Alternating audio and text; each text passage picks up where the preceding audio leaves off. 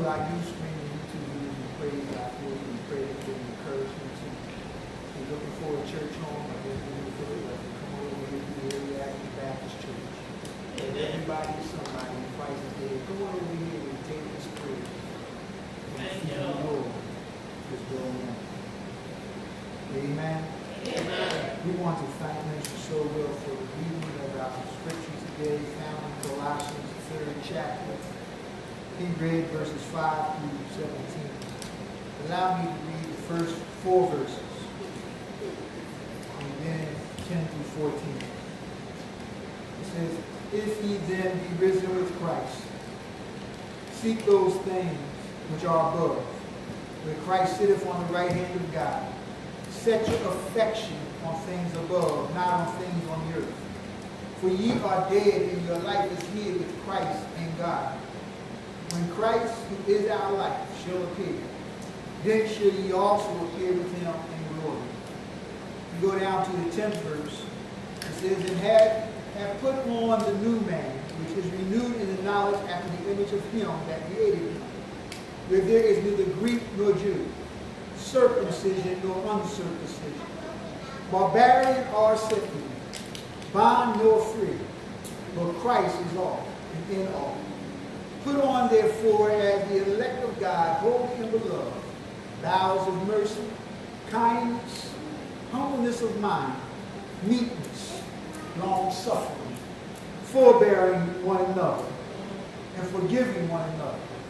If any man have a quarrel against any, even as Christ forgave you, so also do ye.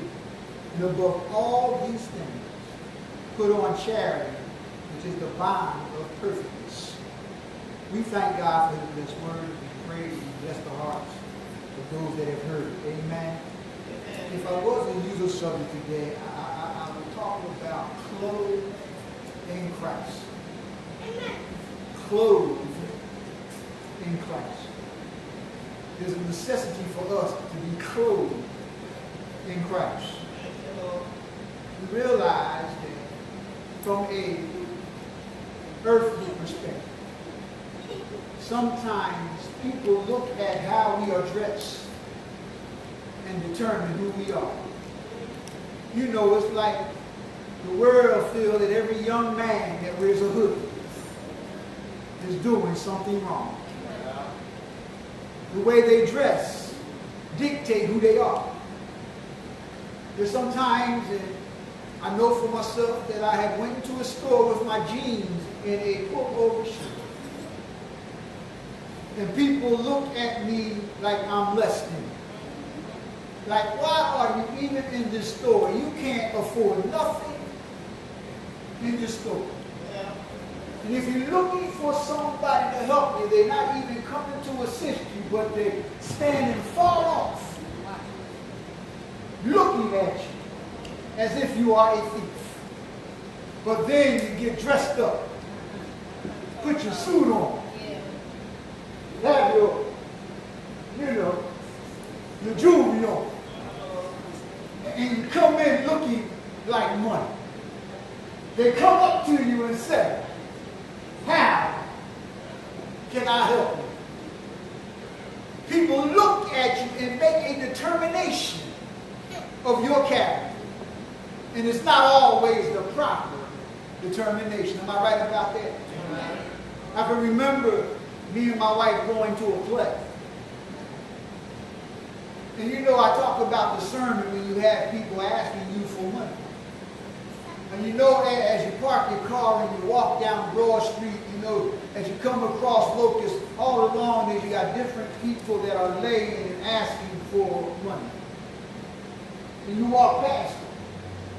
This particular play, for whatever reason, there was a homeless guy that was walking in front of the Marion Theater, and he was asking people for some money.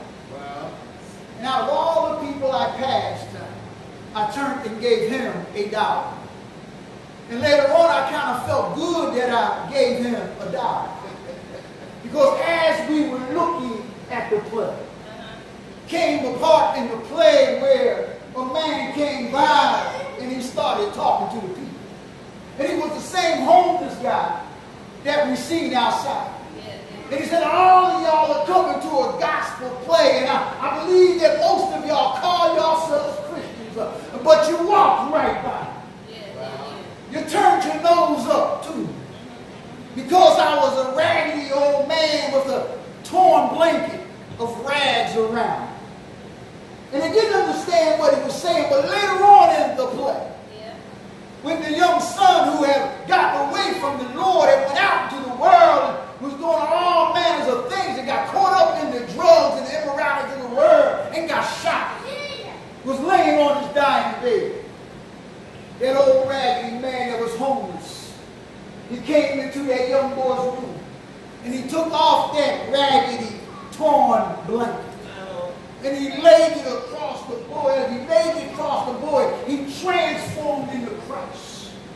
And as he transformed into Christ, the young boy was healed, and you see the light of God shine. He said what he's really telling us, you got to be careful how you judge people, because you might be entertaining Christ in that stranger.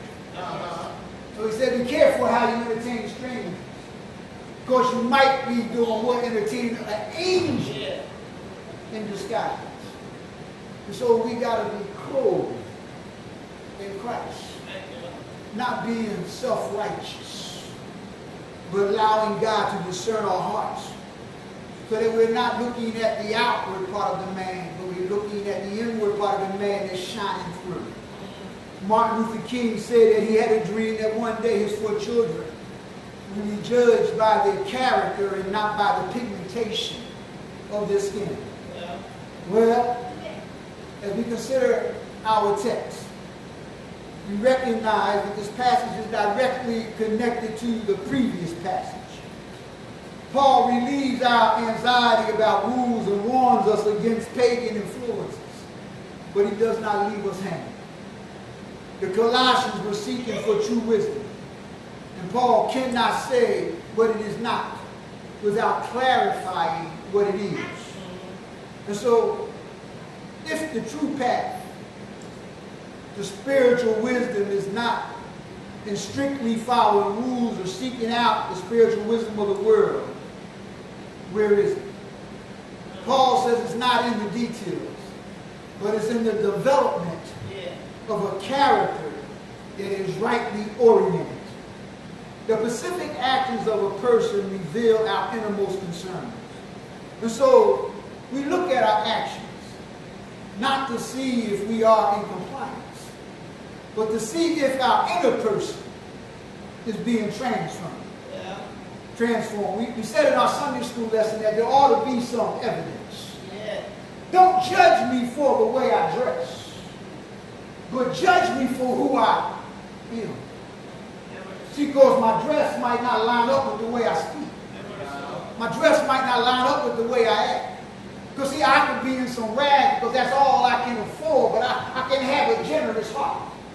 I could be a person of kindness. I could be a person of love. I could be a person of peace. And just though I'm ragged, don't mean that I'm dirty. Or somebody will catch that later on. She just said, when I'm at my best, I'm still at filthy rags. But somebody get that later on. And so Paul said we got to look at our inner man to make sure that we're being transformed. And so that when the world sees us, there should be some evidence of our transformation. And this approach is less measurable, but in the end it's more reliable. Paul uses 2 images to clarify his ideas. He talks about life and death, and he talks about dress and undressing. We need to understand that life is found in Jesus, not in our earthly nature. And so, just how do we seek things above? Well, Paul says it's in thinking about them. The beauty of it is that when he begins clarifying, the only thing above that Paul can recommend is Christ himself. He lets us know that he's risen. Right there in that first verse, he said, Christ is risen. Not only is he risen, but he's living. Not only is he living, but he's sitting at the right hand of God, interceding for us. Jesus is the source and the keeper of our lives. which we'll find its fullness not here and now, but later on in eternity. Jesus is our life. Yes, Jesus is the author and the finisher of our faith. Yeah. And so think about Jesus. Paul said, set your affection on things above, not on things on the earth. But there is more to it than that. And it's an incredible start.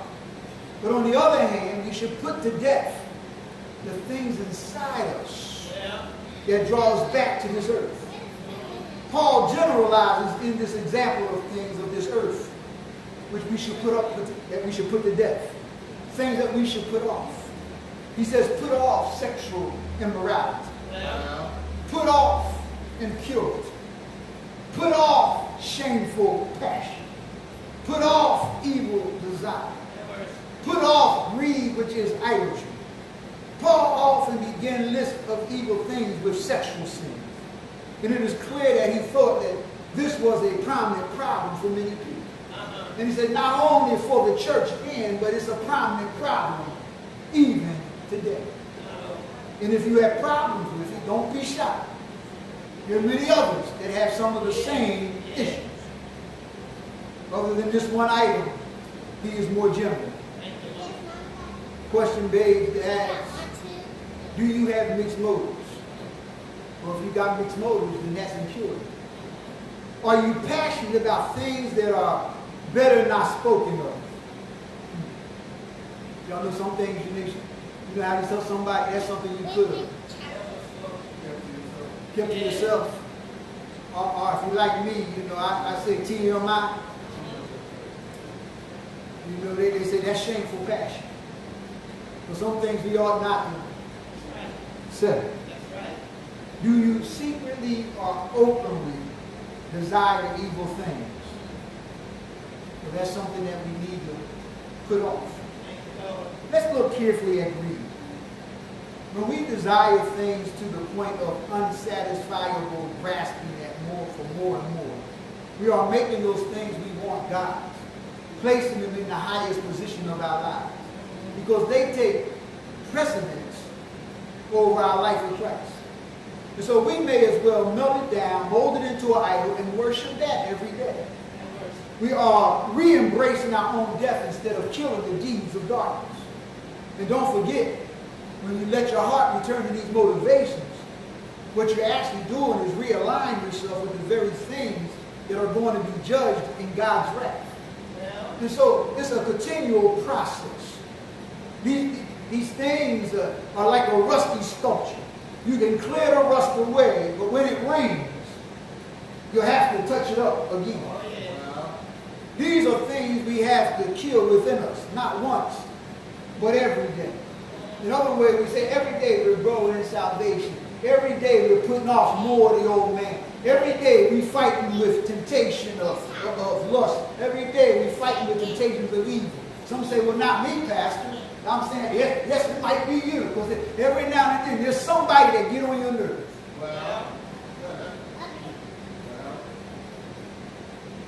As Minister Solwell talked to us today and gave his testimony, I said to myself, I need to say to him, God is just helping you to learn how to long suffer and forbear. That's what we talked about in our Sunday school lesson. That's what God does. He put us in positions to help us be strengthened in other areas of our life. Because we know that it can get us to a point that moment we say, help me, Lord, that means we had some thoughts going through. Come on, let's talk about it. We had some thoughts going through our minds that we shouldn't have been thinking. Y'all know them situations where I've heard it in the church. In fact, I learned all these puns in the church. You're going to make me lay down my religion. I'm going to put my Christianity on the shelf and deal with you. And then I'm going to go back and get it.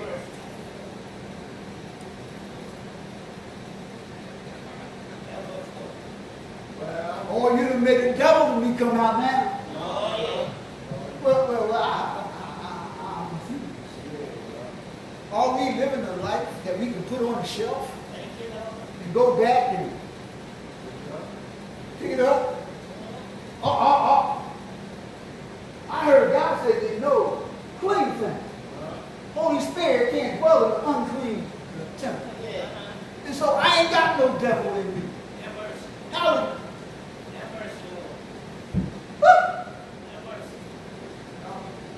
I'm just saying, these things we heard in the church.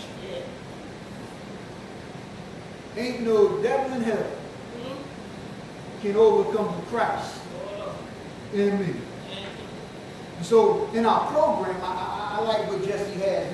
He broke down the word faith that aids us or helps us. And so it kind of coincides with what Paul says about keeping our focus on the world. He said to keep your affection on the things above. And so in our program, faith is broken down like this. It says, forwarding all issues to heaven. Seeking things which are above. And so every incident, every situation that I'm confronted with that would help me, be tempted into doing something that I know ain't right.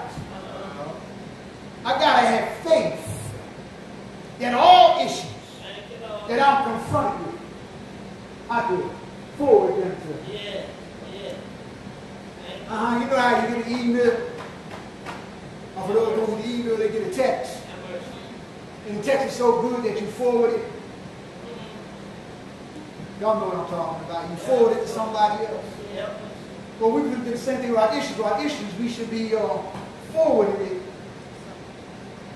to heaven. Paul told us in 2 Corinthians 5:17, therefore, if any man be in Christ, he's a new creature. All things are passed away. Behold, all things are become new. And the question before you today is, what do you wear?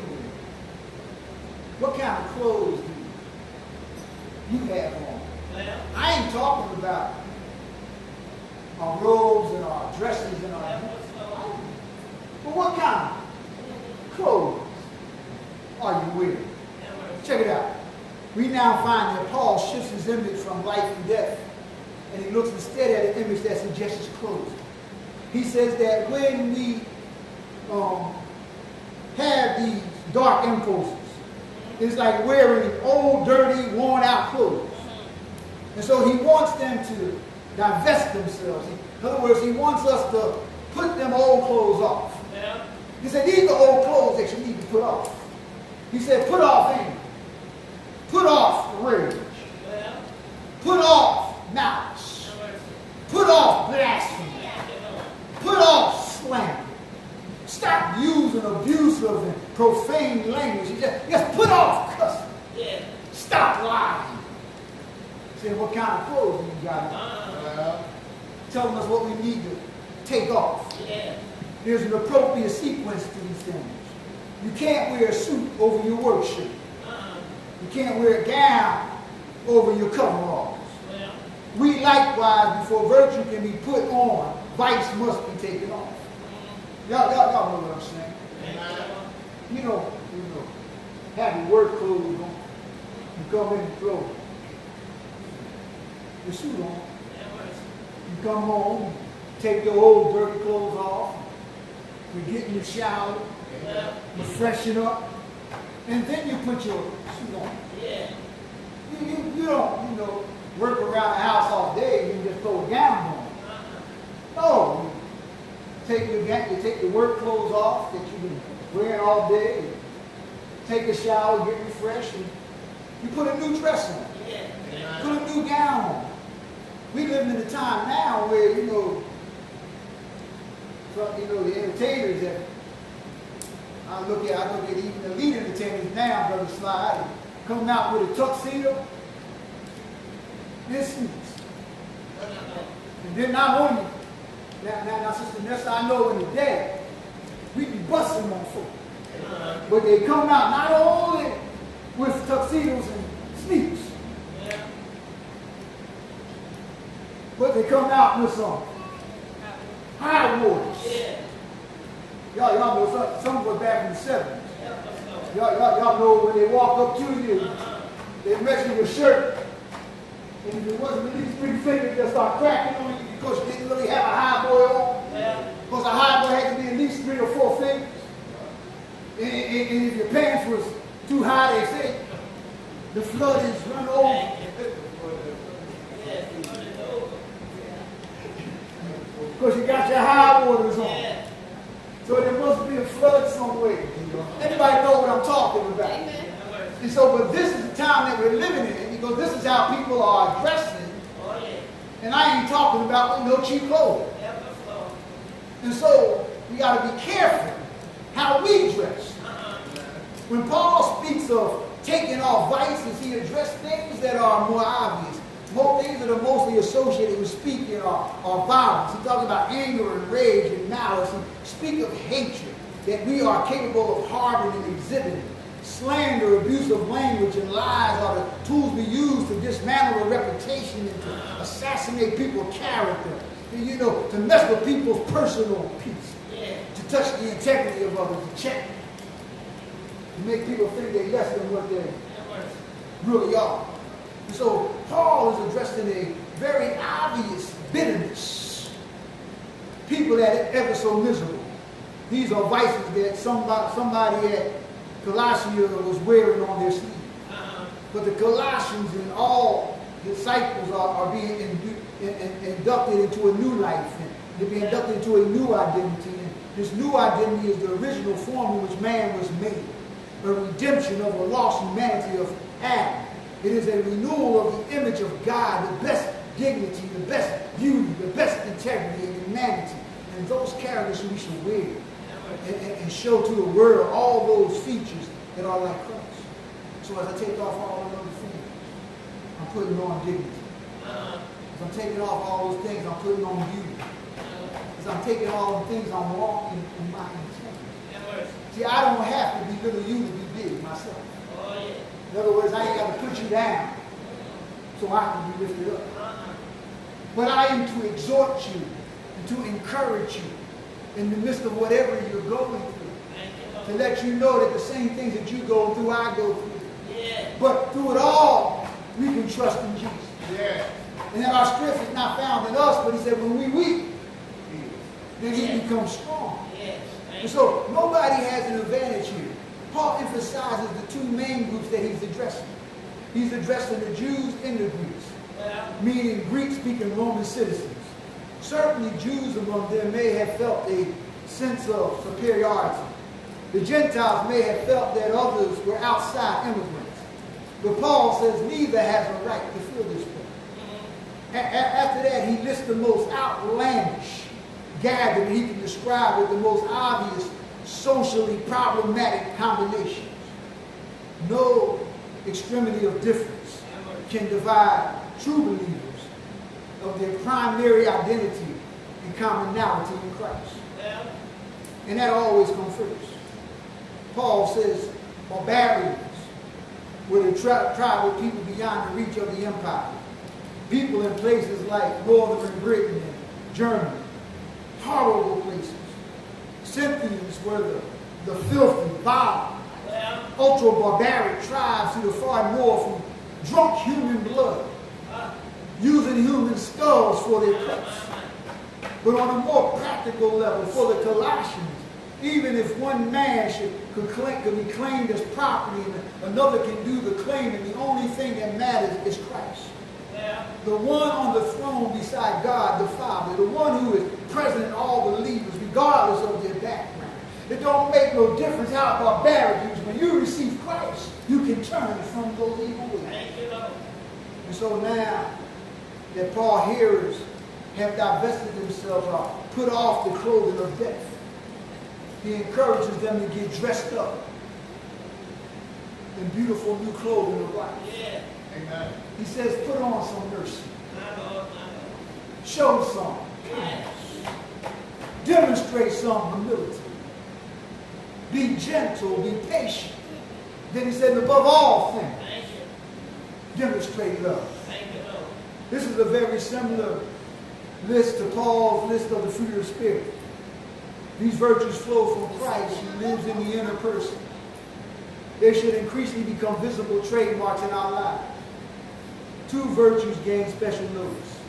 One is patience. Paul directly associated patience with forgiveness.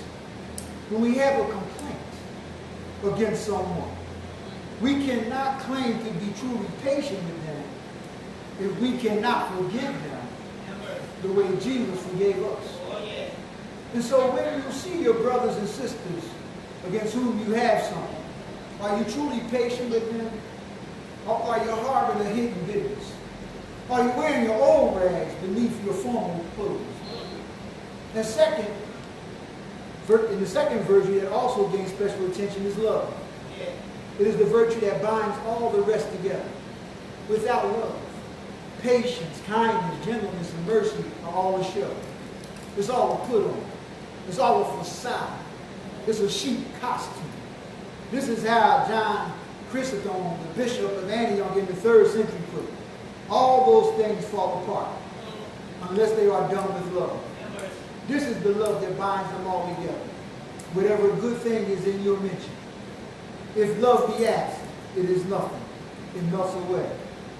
In a body, though the bones be large, if there be no ligaments, there are no surgeons. The letter to the Colossians is about wisdom, and it's about love. The two are woven together seamlessly. If we are not loving, we are not wise.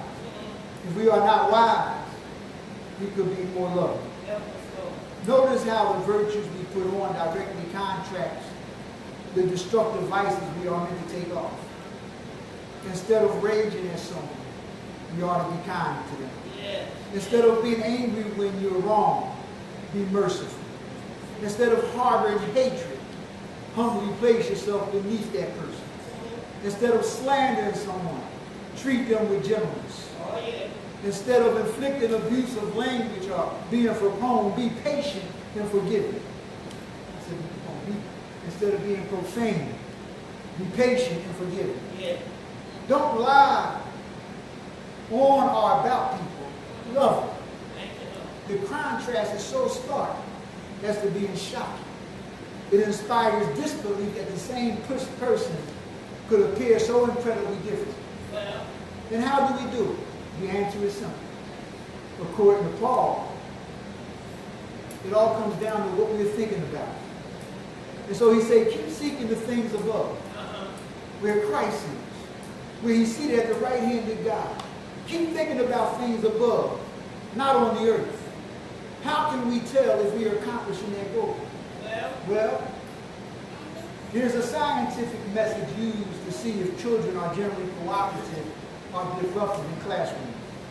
And to make sure the teacher is not biased or biased against him in some way, the teacher is meant to set a discrete timer on the desk. And every time the timer gets her attention, she is meant to look at a child and ask, is that child being good or bad? If they randomly check 12 times in a day, and 9 out of 12 times they are being good, you're probably an okay kid. And so you can do it for your own benefit. Pick a day this week. On that day, every time you hear a machine start up, you know, like an air conditioner get turned on, or you get in your car and you turn it on, or you open up a refrigerator, or you turn on the TV or radio, or your alarm go off, or a phone ring, or you know, you got your phone on silent, the vibrator goes, the vibration start like a beeper. You get the picture. When a machine makes a noise that gets your attention, ask yourself a question. What was I thinking about? Ideally, make a note of it. Scribble down the details on a card in your pocket. If you can't do that, just make a quick checklist. Now, I know that can be difficult. Every time something starts, you've been thinking about doing it. I know it's difficult. My wife will tell you, the sleep clinic got me doing this exercise. And in the exercise they got me doing, they told me, but don't look at the clock. But I got to do a diary. And in this diary, I have to write what time. First of all, I have to write if I took any naps during the day. Wow. Then I have to write how long the naps were. Yeah. And then I write down what time I went to bed. Then I'm supposed to write down what time I tried to go to sleep. Now watch this. Then I got to write down what time I went to sleep. Then I got to document how many times I woke up between the time that I finally woke up. Y'all know, because you wake up, but then not finally. You know, you might get up and go to the bathroom, or the phone might ring. Then different things happen while you sleep. Right. But you don't fully wake up. Right. And so then I got to document when I finally woke up. Then I'm supposed to write when I finally got out of the bed.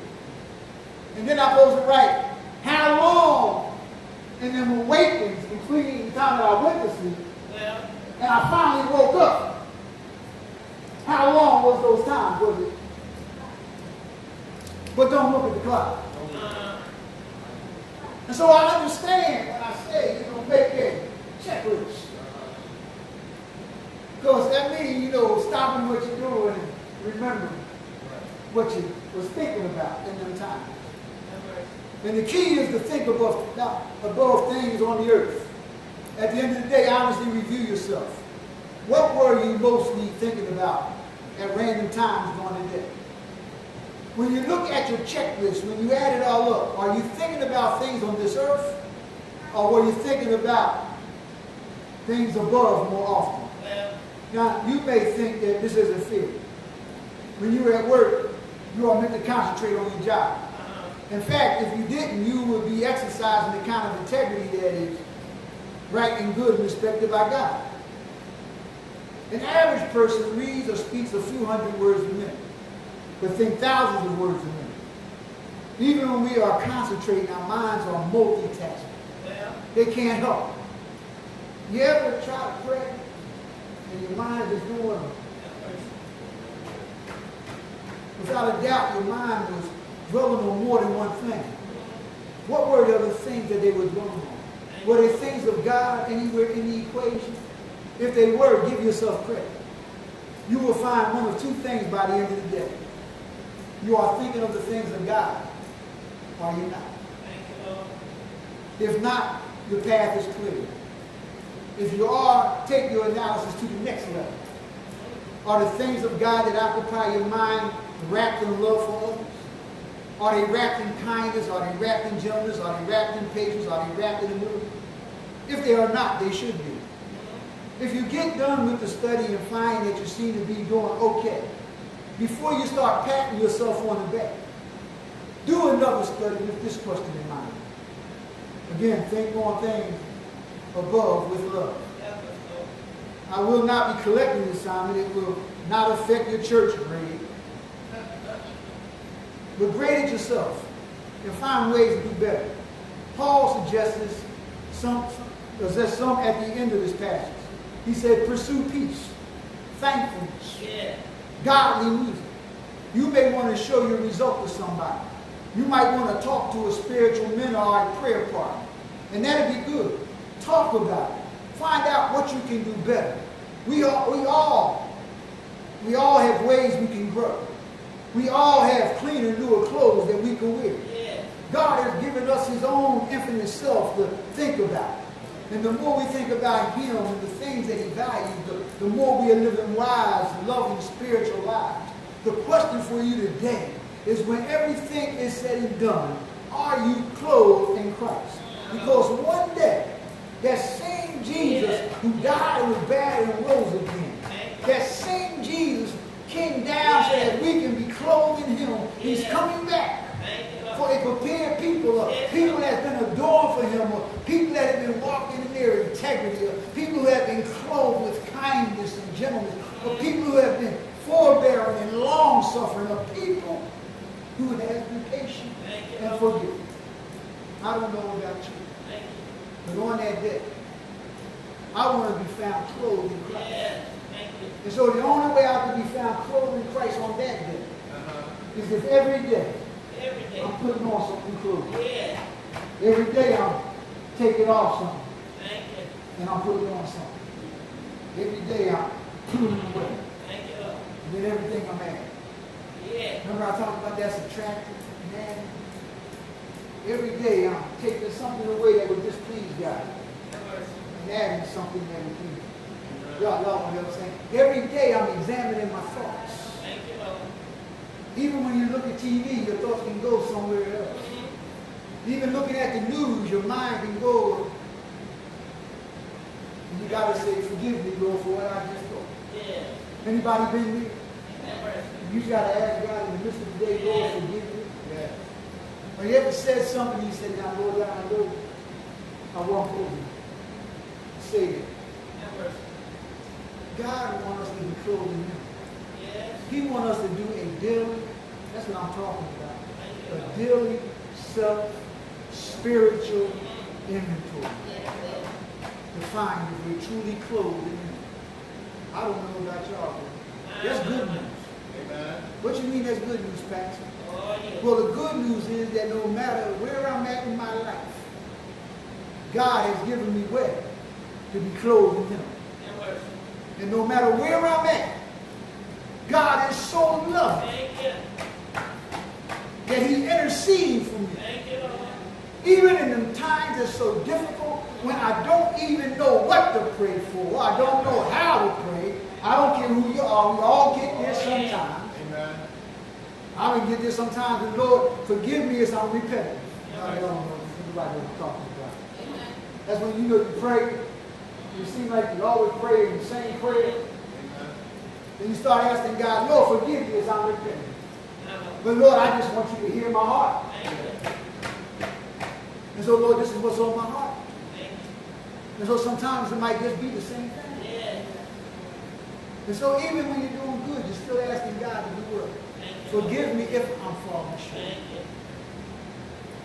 Because, Lord, I don't want to be found outside of your grace. But I thank you for your mercy.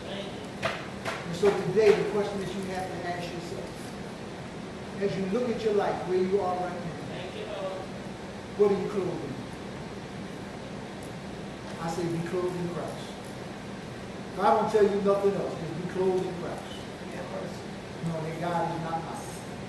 He will do for you what no one else on this earth can do. He loves you when love don't love you back. Y'all don't hear what I'm saying. He'll hold you up when you can't hold yourself up. He'll still your mind when it seems like confusion is all around. He'll give you peace in the midst of it. I don't know who wouldn't serve a God like that. Ain't He good? Ain't He good? We need to be clothed in Christ. Are you clothed in Christ? And that's not something you got to say to me. Well, it's not for me. But it's something that you have to ask yourself. Yeah. Am I clothed in Christ? And then you got to say, Lord, help me be clothed in you. Y'all hear what I'm saying? But every now and then, Lord, I have conversation. Well, even when I feel like I'm where I'm supposed to be. Lord, you got some new clothes for me. Because the more He clothes me, the more the anointing come on.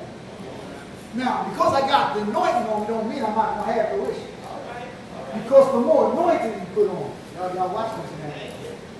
The more He anoints me, the more the devil has desire to shift me his feet. And so Jesus said, I'm going to be tried on every side. I'm going to be perplexed. I'm going to be persecuted for His name's sake. But if I am clothed in Him, everything is going to be all right. I'm trying to leave that thing alone. I'm done. But you got to ask yourself, Lord, am I clothed